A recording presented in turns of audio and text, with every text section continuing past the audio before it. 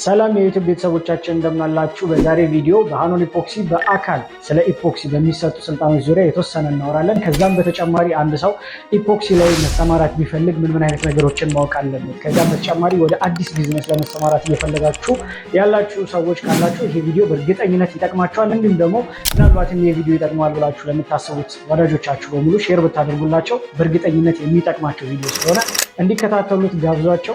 ወደ ቪዲዮአችን እናልፋለን። በመጀመሪያ አንድ ሰው ወደ ኢፖክሲ ቢዝነስ ለመሰማራት ሲያስብ ማወቅ ያለባቸው መሰረታዊ የሚባሉ ነገሮች አሉ። እነዛም ታዲያ ይሄ ሚክሲንግ ሬሾ ወይም ደግሞ የኢፖክሲ ፎርሙላ ምናምን ሳይሆን ከዛ ባሻገር ደግሞ ኢፖክሲ ሙያዊ ቴክኒክ እንደሆነ ይታወቃል። ኢፖክሲ የምንለው የስራ ዘርፍ በአጠቃላይ ሙያን የሚጠይቅ ወይም ደግሞ ፕራክቲስን የሚጠይቅ እንጂ በቲዮሪ ደረጃ ብቻ የተቀመጠ ነገር አይደለም። ስለዚህ አንድ ሰው ሬሾን ማወቁ ወይም ደግሞ ስለ ሚክሲንግ አካሄድ ምናምን ማወቁ ኢንፋክት ጥቅም አለው፣ ይጠቅመዋል። ነገር ግን በቂ ነው ብለን አናምንም።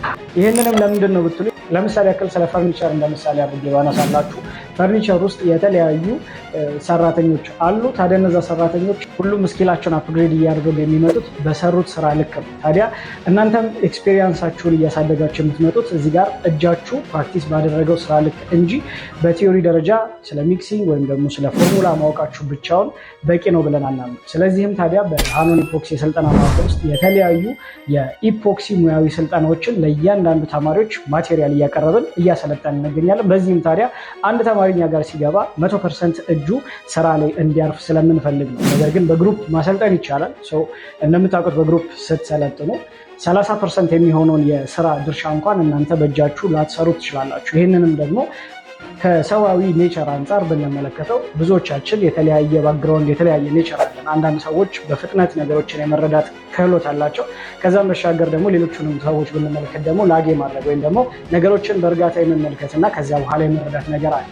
እንደዚህ አይነት ሁለት ኔቸር ያላቸውን ሰዎች በአንድ ግሩፕ ውስጥ ብናቀላቀል የምንፈልገውን አይነት ውጤት ሊሰጡን አይችሉም። ምክንያቱም አንደኛው በጣም በእርጋታና ረጋ ባለመልኩ ወይም ደግሞ ነገሮችን ሪፒት በማድረግ በመደጋገም የሚገባው ሰው ሆኖ ሳለ አንዳንዱ ደግሞ እጅግ በጣም አክቲቭ ሆኖ ወይም ደግሞ በጣም ፈጥኖ የሚሄድ ከሆነ ግጭት ይፈጠራል፣ ወይም ደግሞ የምትፈልጉትን እውቀት ሳታስተላልፉ ሁለቱም ሰዎች ይወጣሉ ማለት ነው። ታዲያ ይህ አይነቱ ነገር እንዳይፈጠር ስራዎችን ለእያንዳንዱ ተማሪዎች ሰፓሬት በማድረግ የየራሳቸውን ክላስ ሴሽን በማዘጋጀት ለሁሉም ተማሪዎች ስልጠናን እየሰጠን እንገኛለን። ከዛም ባሻገር በኢፖክሲ ሙያ ላይ ወሳኙ ነገር የኢፖክሲ ቢዝነስ ነው። የኢፖክሲን ቢዝነስ ብንመለከት የኢፖክሲ አሰራርን ከመረዳት ባሻገር ደግሞ ስራዎችን ስትሰሩ እያንዳንዷን ምርት ስታመርቱ ምን ያህል ብሸጠው ትርፋማ ሆናለሁ። ምክንያቱም አንዳንድ ጊዜ አብዛኞቹ ቢዝነሶች የሚመሩት በእውቀት ሳይሆን ነገር ግን በግምት ነው። አብዛኞቹ ይህንን ያህል ብሸጠው ያተርፈኛል፣ ለምሳሌ ያክል ደስ ያለውን ብር ጠርቶ ይህንን ያህል ብር ብሸጠው ያተርፈኛል የሚል አካሄድ አለ። ነገር ግን ኤግዛክት ስንት ብር ፕሮፊት አድርገዋል ይሄ ስራ ብላችሁ ብትጠይቁት ያንን የማወቅ ወይም ደግሞ የመረዳቱ ነገር እጅግ በጣም ወደኋላ ሆኖ ታገኝታላችሁ። ታዲያ ይህንን ነገር ለመቅረፍ ሲባል የኢፖክሲ ቢዝነስ ክላስ ደግሞ በዚሁ ስልጠና ውስጥ ተካቷል። ይህም ታዲያ እያንዳንዱ ተማሪዎቻችን ለሚያመርቷት እያንዳንዷ ስራ ዋጋቸውን ወይም ደግሞ ወጪያቸውን ከመረዳት ባለፈ ተርፋቸውን እንዲረዱም ጭምር ያደርጋቸዋል። ስለዚህ ይሄም ደግሞ ወደዚህ የኢፖክሲ ቢዝነስ ውስጥ አንድ እርምጃ ለመራመድ ብቁ ያደርጋቸዋል ማለት ነው። ከዚህም ባሻገር ታዲያ መሰረታዊ የማሽን አጠቃቀም እና የፈርኒቸር ክህሎት ደግሞ አንደኛው ነው። ይህ ማለት ታዲያ በኢፖክሲ ቢዝነስ ውስጥ ኢፖክሲን መረዳቱ ብቻ በቂ አይደለም ብለን እናምናለን። ምክንያቱም ለምሳሌ ያክል የኢፖክሲ ኮፊ ቴብል ይሰራል፣ የኢፖክሲ ዳይኒንግ ቴብሎች አሉ፣ የኢፖክሲ ረከቦቶች እንዲሁም ደግሞ መሰል የኢፖክሲ ስራዎች አሉ። ታዲያ እነኚህ ስራዎች ከፈርኒቸር ጋር ሊንክ ያደርጋሉ።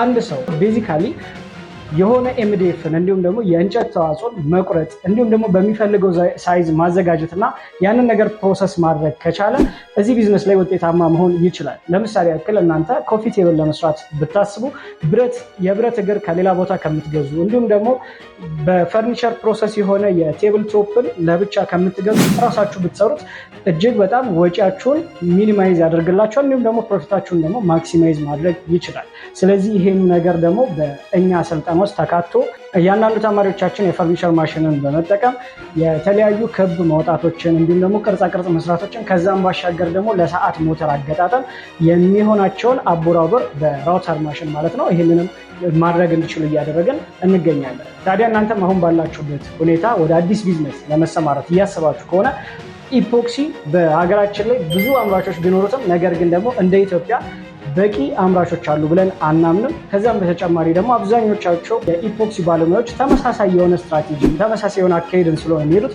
እናንተ ልዩነትን ይዛችሁ መምጣት ከቻላችሁ በዚህ ማርኬት ላይ ዶሚኔት አድርጋችሁ ስራን የማግኘታችሁ ነገር የተረጋገጠ ነው። እኛን ለማግኘት ከፈለጋችሁ ስልካችን ባዮ ላይ አለ፣ እንዲሁም ደግሞ እዚሁ ዲስክሪፕሽን ላይ ማስቀምጥላችኋለሁ። ከዛም ባሻገር በስክሪኑ ላይ እየተላለፈ ይገኛል። እነዛን ስልክ ቁጥሮች በመጠቀም እኛ ጋር ሃኖን ኢፖክሲ ብላችሁ ብትደውሉ እኛን ማግኘት ትችላላችሁ።